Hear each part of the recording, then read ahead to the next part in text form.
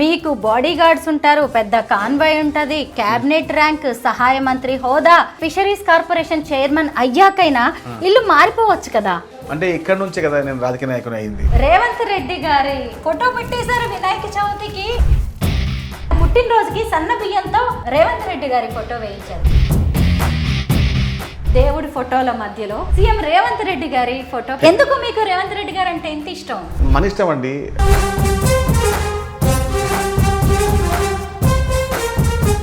అందరికీ నమస్కారం, నేను Swaroopa Potlapalli. Welcome to Suman TV. CM Revanth రెడ్డికి ఆయన వీరాభిమాని, కాంగ్రెస్ అధిష్టానానికి వీర విధేయుడు.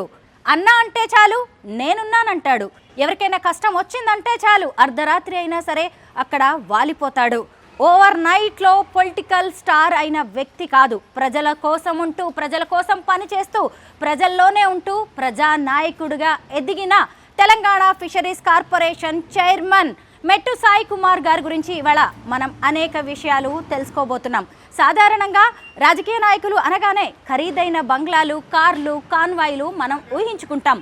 కానీ ఆయన తెలంగాణ ఫిషరీస్ కార్పొరేషన్ చైర్మన్గా క్యాబినెట్ ర్యాంకులో ఉన్నా కానీ ఈ రోజుకి కూడా బస్తీలోనే ఉంటున్నారు. ఆ జనం మధ్య తానేంటో నిరూపించుకోవాలని చూస్తున్నారు. సీఎం రేవంత్ రెడ్డిని పల్లెత్తు మాట కూడా అననివ్వని ముఖ్య అనుచరుడు, ఫైర్ బ్రాండ్ మాస్ లీడర్గా పేరు తెచ్చుకున్న సాయి కుమార్ గారి హోమ్ టూర్ చేస్తూ అసలు రాజకీయ నాయకుడు అంటే ఇలా ఉంటాడా, ఈ రోజుకి ఇలా ఉండేవాళ్ళు ఉన్నారా అని అనిపించేలాగా ఉంటుంది ఆయన ప్రస్థానం. ఇంకో విషయం ఏంటంటే ఈ రోజుకి కూడా 66 గజాల చిన్న ఇంట్లో అన్నదమ్ములతో కలిసి ఉంటున్న ఆయన ఉమ్మడి కుటుంబానికి ప్రతీక. పదండి సాయి కుమార్ గారి హోమ్ టూర్ చేద్దాం.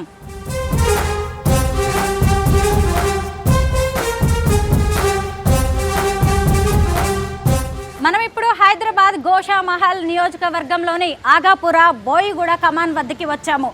ఫైర్ బ్రాండ్ మాస్ లీడర్గా పేరు తెచ్చుకున్న మెట్టు సాయి కుమార్ గారు ఈ ఏరియాలో ఉంటారు. చూశారు కదా, మేము మా కార్ని అక్కడ పార్క్ చేశాము. ఈ గల్లీలోకి కార్ కాదు కదా, కనీసం ఆటో కూడా వెళ్ళదు. మనం కాలి నడకనే వారింటికి వెళ్ళాలి. పదండి ప్రజల గురించి తెలుసుకుంటూ, అలాగే ఈ గల్లీ, ఈ ప్రాంతం గురించి అనేక విషయాలు తెలుసుకుంటూ మనం వాళ్ళ ఇంటికి వెళ్దాం. ఈ ఏరియాలో ఎవరిని అడిగినా సాయి కుమార్ గారి ఇల్లుని చూపిస్తూ ఉన్నారు. ఆయన రోజు ఇదే మార్గంలో నడుచుకుంటూ వెళ్తూ ఉంటారు. ఇక్కడ ఒక గోశాల ఉందన్నమాట. ఈ గోవులకి సేవ చేసిన తర్వాతే ఆయన తన ప్రజా జీవితంలోకి అడుగు పెడుతూ ఉంటారు. ఇరుకైన గల్లీల్లో దాదాపు 1/2 కిలోమీటర్ వరకు నడుచుకుంటూ నేను మెట్టు సాయి కుమార్ గారి ఇంటికి వచ్చాను. నేను ముందే చెప్పాను కదా, మెట్టు సాయి కుమార్ గారు అంటే ప్రజల మనిషి అని. ఆయన కోసం ఎంతమంది ఇక్కడ వెయిట్ చేస్తున్నారో చూడండి. ఎందుకంటే ఏ సమస్యలు ఉన్నా సరే అవి పరిష్కరించడానికి తన వంతుగా ఆయన ఎప్పుడూ ప్రయత్నం చేస్తూ ఉంటారు. ఇలా రోజు చాలామంది ఆయన్ని కలవడానికి వస్తూ ఉంటారు. ఢిల్లీకి రాజైన తల్లికి కొడుకే కదా. ఇదిగోండి మెట్టు సాయి కుమార్ గారి తండ్రి నిర్మించిన 3 అంతస్తుల చిన్న బిల్డింగ్ ఇది. శ్రీ మెట్టు జయరాం నిలయం అని దానికి పేరు కూడా పెట్టారు. సాయి కుమార్ గారిని కలుద్దాం. సాయి కుమార్ గారు నమస్తే అండి. నమస్తే మేడం. ఈరోజు మీ ఇల్లు చూస్తూ చాలా విషయాలు తెలుసుకుందాం, అందరికీ చెప్దామని వచ్చేసాను నేను. Thank you madam. మీకు కూర్చోడానికి కుర్చీలు తప్ప మేము వేయలేము. మంచినీళ్ళు ఇస్తారు కదా? అంతే, మంచినీళ్ళు ఇస్తాము. వచ్చి ఇది మారుమూల చిన్న బస్తీ. హైదరాబాద్ నగరానికి అంటే హ్యాబిట్స్ ఏ విధంగా ఫేమసో ధూల్పేట, ఆగపూర్ అంత ఫేమస్ ఇక్కడ. మీ ఇంట్లో రోజుకి 50 మందికి భోజనాలు ఉంటాయని నేను విన్నాను. ఇవాళ మీ ఇంట్లో లంచ్ చేద్దామని నా షెడ్యూల్ అలాగే ప్లాన్ చేసుకొని వచ్చాను. 50 మందికి ఏముండదు, ఒక 35 మంది నుంచి 40 మందికి డైలీ లంచ్ ప్రిపేర్ అవుతుంది. 50కి కూడా స్థాయి అనుకున్నా కానీ 35 మందికి వరకు ఆగింది. రాజకీయంగా ఎప్పుడైతే వచ్చినామో అప్పటి నుంచే మనతో పాటు వచ్చిన వారికి ఏం ఆశ లేకపోవచ్చు, మధ్యాహ్నం వారితో కలిసి భోజనం చేయాలి, మనం తినేది వాళ్ళు తినాలి, వాళ్ళు తినేది మనం తినాలి ఉద్దేశంతో ఎప్పుడు ఇదే ఒక సిస్టమ్గా ముందుకెళ్తా ఉన్నామండి. ప్రెస్ మీట్స్లో, పబ్లిక్ మీటింగ్స్లో మీరు చాలా అగ్రెసివ్గా ఉంటారు. ఎవరైతే నాకేంటి అన్నట్టుగా మాట్లాడుతూ ఉంటారు. కానీ మీ ఇంటికి వచ్చిన తర్వాత నాకు అర్థమైంది మీరు ఇంత సింపుల్గా ఉంటారా, ఇంత సాధారణ సామాన్య జీవితం గడుపుతున్నారా అని. ముఖ్యంగా ఇక్కడ ఇంకాసేపు నిలబడి మాట్లాడదామన్నా కానీ ఎండ దంచేస్తుంది. లోపలికి వెళ్దామా?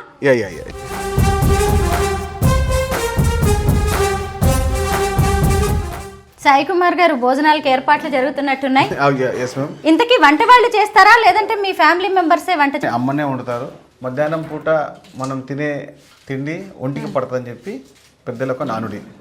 మధ్యాహ్నం ఏం తిన్నా కూడా పుష్టిగా తినాలి, ఆరోగ్యంగా తినాలి. తింటే మధ్యాహ్నం నుంచి నైట్ 10 వరకు అదే ఒక సిస్టమ్ ఉంటుంది. కాబట్టి మధ్యాహ్న భోజనం మంచిగా ఉంటే ఆరోగ్యానికి ఎలాంటి ఆటంకం ఉండదు, ఎలాంటి సమస్య ఉండదని చెప్పి మా అమ్మగారి ఒక ఉద్దేశం. కాబట్టి నాతో పాటు ఉండే దాదాపు ప్రతిరోజు 25-30 మెంబర్స్ ఉంటారు. అమ్మగారు వారికి 30 మెంబర్స్కి ప్రతిరోజు లంచ్ పంపిస్తారు. ఆమె అయితే ఉంటుంది. ఈరోజు యాక్చువల్లీ ఇది మండే, ఈరోజు అంతా వెజ్జే. ఇక రేపు ట్యూస్డే, రేపు నాన్ వెజ్. మేము రేపు వచ్చి ఉండాల్సింది. మా అమ్మగారు నమస్తే అండి. మా వైఫ్ నమస్తే అండి. మా వదిన గారు నమస్తే. ఇంకా వస్తున్నారు. కోడలు కూడా ఉన్నారు. చిన్న ఇల్లు మాది. మా ముత్తాతల నుంచి మా తాతగారు, అదేవిధంగా మా నాన్నగారు, మేమందరం ఇందులో పుట్టాము. అంటే మొత్తం మా ఫ్యామిలీలో మా పెద్దనాన్నలు, చిన్నాన్నలు ఇందులో పుట్టారు. కాబట్టి మా నాన్నగారు ఇంట్లో అందరికీ పెద్దవారు కాబట్టి ఇష్టపరంగా వచ్చిన ఆస్తి ఈ ఆస్తి. మేమందరం ఇందులో ఉంటాం. ఇక్కడ మాకు సెంటిమెంటు ఇదే ఇంట్లో ఉండడం వల్ల అందరూ బాగా అయినారు. ఎంతోమందికి వారికి మార్గం చూపించిన ఇల్లు కాబట్టి ఈ ఇంటిని మేము వదులుకోదలుచుకోలేదు. కాబట్టి సెంటిమెంట్ అనుకోండి, ఇక పెద్దవారి మీద ఇష్టం అనుకోండి, ఇక ఒక నమ్మకంతో ఉన్నాం. నేను ఇప్పుడు అదే అడగాలనుకున్నాను. మీకు బాడీ గార్డ్స్ ఉంటారు, పెద్ద కాన్వాయ్ ఉంటుంది, క్యాబినెట్ ర్యాంక్, సహాయ మంత్రి హోదా, ఫిషరీస్ కార్పొరేషన్ చైర్మన్ అయ్యాకైనా ఇల్లు మారిపోవచ్చు కదా. అంటే ఇక్కడ నుంచే కదా నేను రాజకీయ నాయకుని అయింది. ఇదే ఇంటి నుంచి నేను యువజన కాంగ్రెస్ అధ్యక్షునిగా అయ్యాను. ఇదే ఇంటి నుంచి నేను రాష్ట్ర ఫిషర్మెన్ కాంగ్రెస్ పార్టీ చైర్మన్ అయ్యాను. ఇదే ఇంటి నుంచి నేను పేరు సంపాదించాను. ఇదే ఇంటి నేను ప్రఖ్యాతి సంపాదించాను. ఈ ఇంటిని ఎట్లా మర్చిపోతాను? కాబట్టి ఇది ఉండాలనే ఉద్దేశం, ఉంటే నమ్మకం, పెద్దవాళ్ళకు ఆశీర్వాదం ఉంటుందని చెప్పి పూర్తి విశ్వాసం. పోవచ్చు, ఏ కాలనీకైనా పోవచ్చు, ఏ విల్లాకైనా పోవచ్చు, సొంత అపార్ట్మెంట్ తీసుకోవచ్చు. ఆ స్తోమత ఉన్న అన్ని వ్యవస్థలు ఉన్నా కూడా నా ఇల్లు సెంటిమెంటు. ఈ ఇంటి నుంచి బయటికి వెళ్తాను, ఇక్కడ అందరూ కలిసి వెళ్తాను అనేది నా ఫస్ట్ పాయింట్ ఆఫ్ ఎజెండా. ఇది నాకు విన్నింగ్ సంబంధించిన సబ్జెక్ట్. మీ ముత్తాతలు ఇక్కడ గుడిసె వేసుకొని ఉన్నారు. ఆ తర్వాత నాన్నగారు ఒక చిన్న ఇల్లు కట్టారు. ఇంకా మీరు ఇక్కడే ఉండాలి అనుకున్నారు. అప్పుడు ఆ కాలంలో 66 గజాలు అందరికి ఇచ్చేది. అప్పుడు మేము కొనుక్కున్నాం ఇక్కడ. అప్పుడంటే మా ముత్తాతలు పంచారన్ని. మా తాత ముత్తాతలే ఈ మొత్తం వ్యవస్థని అందరికి పంచారు, ఇల్లు పంచారు. అందులో మాకు కూడా ఆ సమయంలో మా ఇచ్చిన మాట ప్రకారంగా ప్రతి ఒక్కరు ఈ విధంగా ఉండేవాళ్ళు. ఇక మేము ఇంకా మా క్యాస్ట్లలో మా తాతగారు, మా నాన్నగారు చాలా పెద్ద వ్యవస్థలో సేవ చేశారు. కాబట్టి ప్రత్యేకమైన గుర్తింపు మాకు రాష్ట్ర వ్యాప్తంగా, ఉమ్మడి రాష్ట్రంలో కూడా. మాకు ఒకసారి హైదరాబాద్కి, కాకినాడ నుంచి, మచిలీపట్నం నుంచి, విజయవాడ నుంచి, అదేవిధంగా కర్నూలు నుంచి, అనంతపురం నుంచి మా ఇంటికి వచ్చేవారు.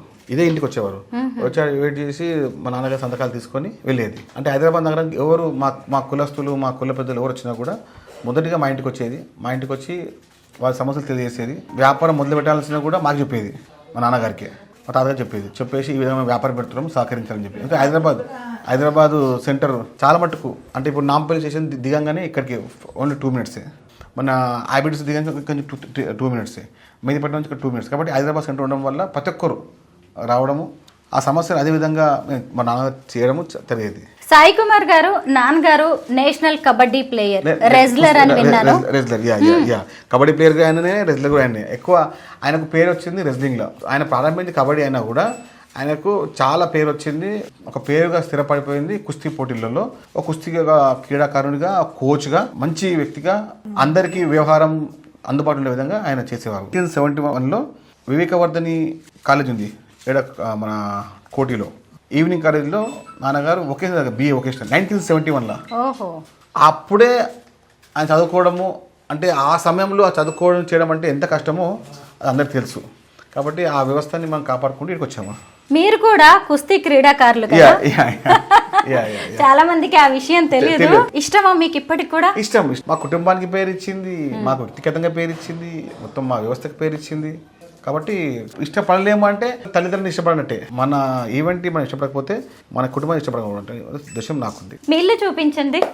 ఇది చిన్నది, ఇది హాలు, బెడ్రూము, ఇది స్టోర్ రూము, కింద కిచెన్, ఇక్కడ ఒక కిచెన్. చిన్న అదేం పెద్ద ఉండదు, చిన్న గుడిసె చెప్పండి. చిన్న గుడిసె 60 గజాల ఇల్లు. కింద అమ్మ, తమ్ముడు, పైన నేను, ఆ పైన మా అన్నయ్య. ఒకటే ఇంట్లో ఉంటాం, 3 కొడుకులు. అమ్మతో మాట్లాడదాం. అమ్మతో మాట్లాడకపోతే మీరు ఇబ్బంది. నిజమే.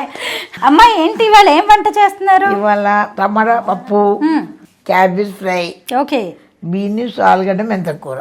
రోజు అందరికి వండి పెడతా. అక్కడ 30 మెంబర్స్ పంపుతా. 30, ఒక్కోసారి 50 కూడా అవుతారు.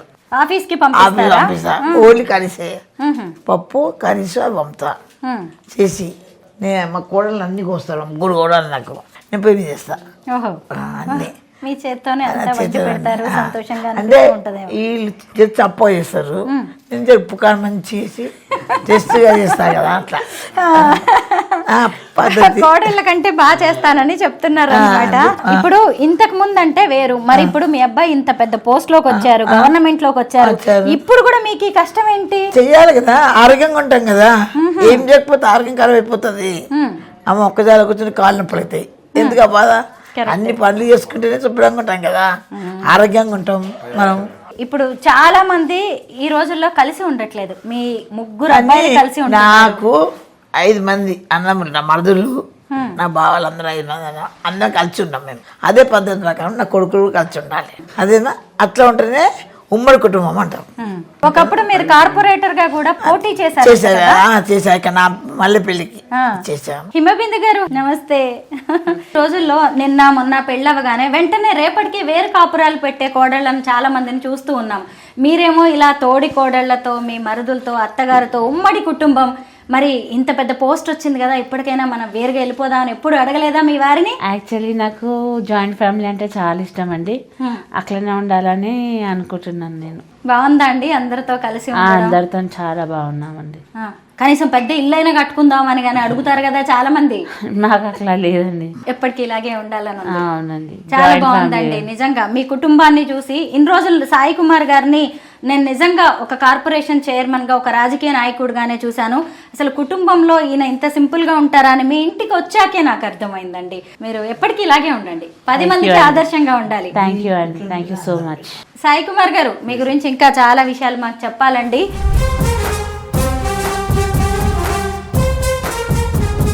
సాయి కుమార్ గారు, కాంగ్రెస్ పార్టీతో మీ అనుబంధం ఎలా మొదలైంది? 2011 సంవత్సరంలో యువజన కాంగ్రెస్ సభ్యత్వంలో నేను సభ్యత్వం తీసుకున్నాను. ఆ తర్వాత అసెంబ్లీ నియోజకవర్గానికి అధ్యక్షునిగా ఎన్నికయ్యాను 2012 సంవత్సరంలో. 2012లో ఎన్నికయ్యాను, 2016లో ఎన్నికయ్యాను. అక్కడ నుంచి నా ప్రస్థానం ప్రారంభమైంది కాంగ్రెస్ కుటుంబ సభ్యునిగా. కాంగ్రెస్ పార్టీ అధికారులు లేనప్పుడు ఇచ్చిన ప్రతి కార్యక్రమాన్ని నా వంతుగా చేయడం, పార్టీ అదేవిధంగా నన్ను గుర్తించి ఇప్పుడు అధికారం వచ్చిన పక్షమే, అంటే అధికారం వచ్చిన 100 రోజుల్లోపే ఒక సామాన్య కుటుంబం నుంచి ఉన్నటువంటి మెట్టు సాయి కుమార్ని ఒక రాష్ట్ర స్థాయి చైర్మన్గా చేయడం అంటే అది కాంగ్రెస్ పార్టీ సొంతం. కాబట్టి కాంగ్రెస్ పార్టీ అన్న, ముఖ్యమంత్రి రేవంత్ రెడ్డి గారన్నా, రాహుల్ గాంధీ గారన్నా నాకు చాలా ఇష్టం.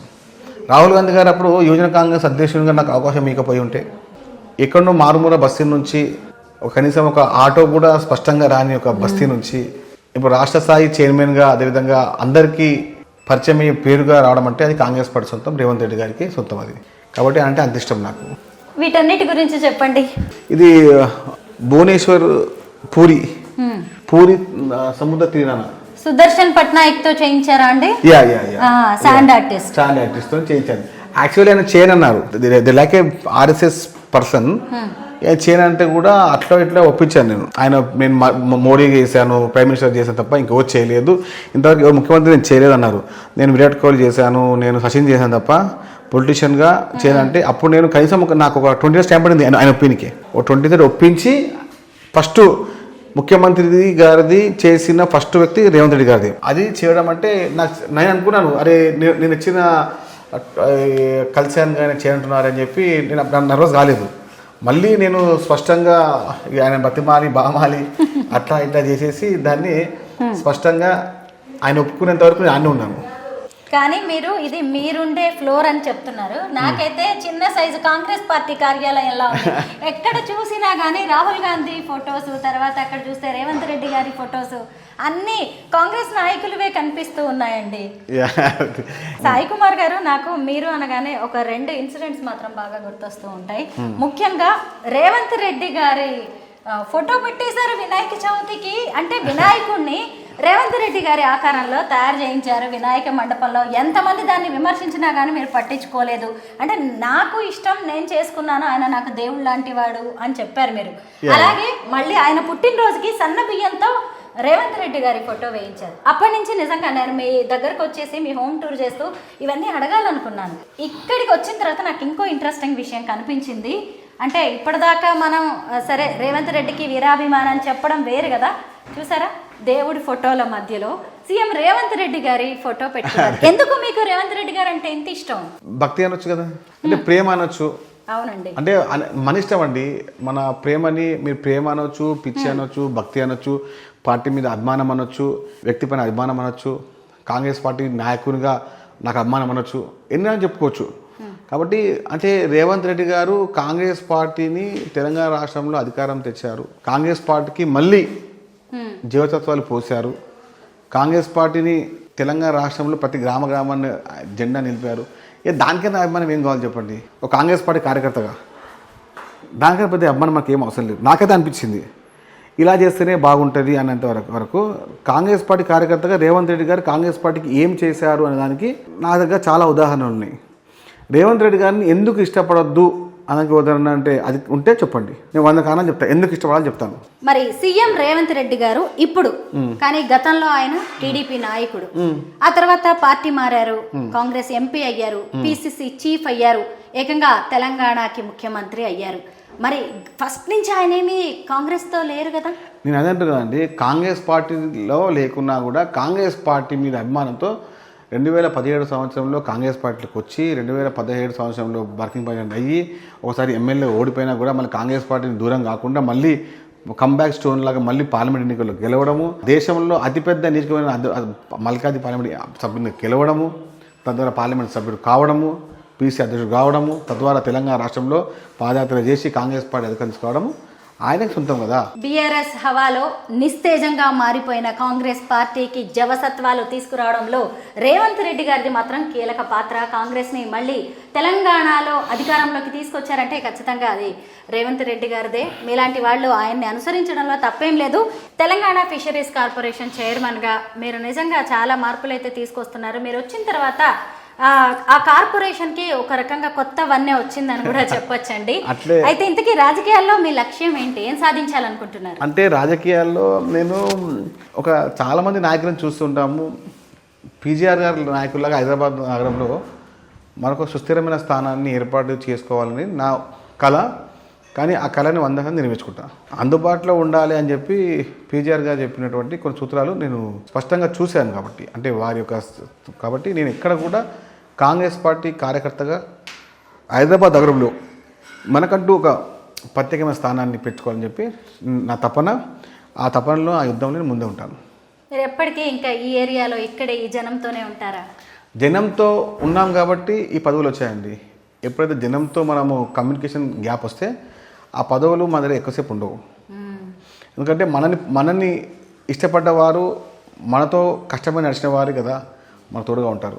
మీకు బాధలు కానీ సమస్యలు కానీ ఏమో చెప్తారు.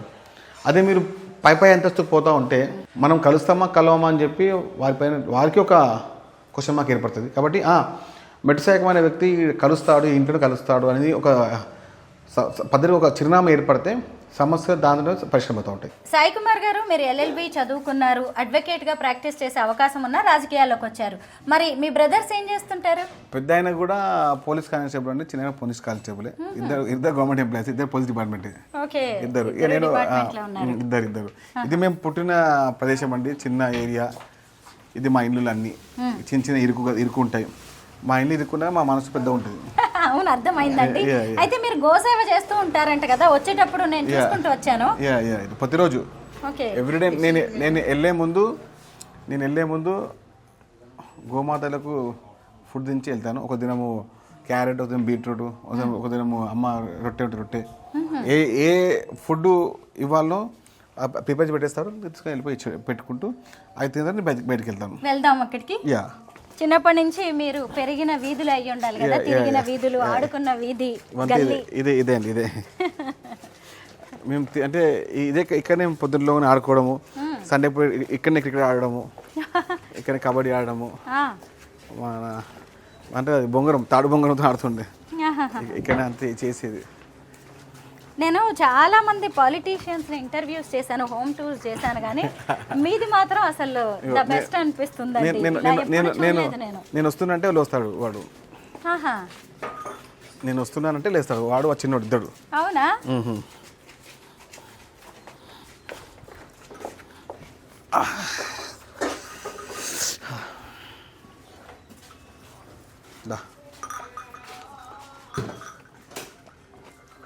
మీవేనా ఇవి?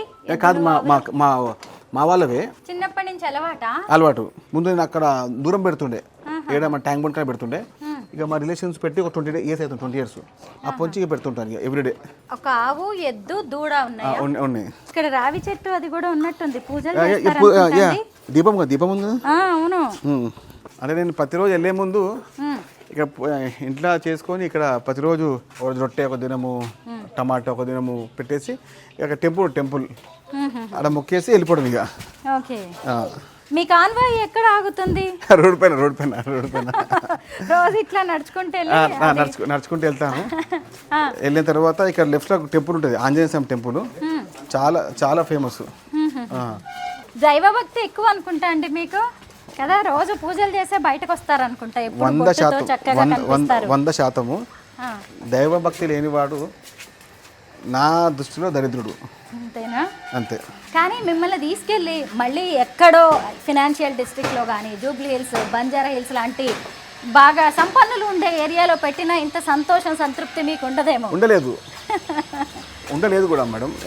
ఎందుకు ఉండదంటే మనము తిరుగుతున్న ప్రదేశమే కదా మనకు గుర్తింపు వచ్చింది కాబట్టి, ఈ వాతావరణం మాకు చిన్న పర్వాలేదు కాబట్టి.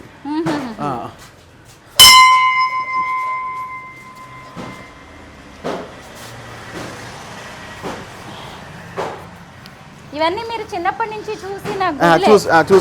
చిన్నప్పుడు మా గుళ్ళే కాబట్టి డైరెక్ట్ మేము విగ్రహానికి చేపెట్టేస్తాం కాబట్టి మేమే పంతులము, మేమే భక్తులము. ఇక్కడ మేము కట్టించిన గుడి ఇది. అవునా? మా తాతలు అందరూ కట్టించిన గుడి ఇది. వీర్ మారుతి దేవాలయం, బోయిగూడ, ప్రకాష్ నగర్. మా కుస్తీ దేవిక దానిపైన వీర్ మారుతి వ్యాయామశాల ఎక్కడుందండి? అవుతుంది, అండర్ కన్స్ట్రక్షన్. ప్రజలతో ఉంటేనే, ప్రజలకి ఆ నమ్మకాన్ని కలిగిస్తేనే ఎప్పటికీ ఒక ప్రజానాయకుడిగా మనల్ని గుర్తిస్తారు. వారిచ్చే ఆశీర్వాదాలు, వారి నమ్మకమే మనల్ని మరింత ఉన్నత స్థానాలకి తీసుకువెళ్తుందని సాయి కుమార్ గారు నమ్ముతూ ఉన్నారు. Thank you so much Sai Kumar గారు.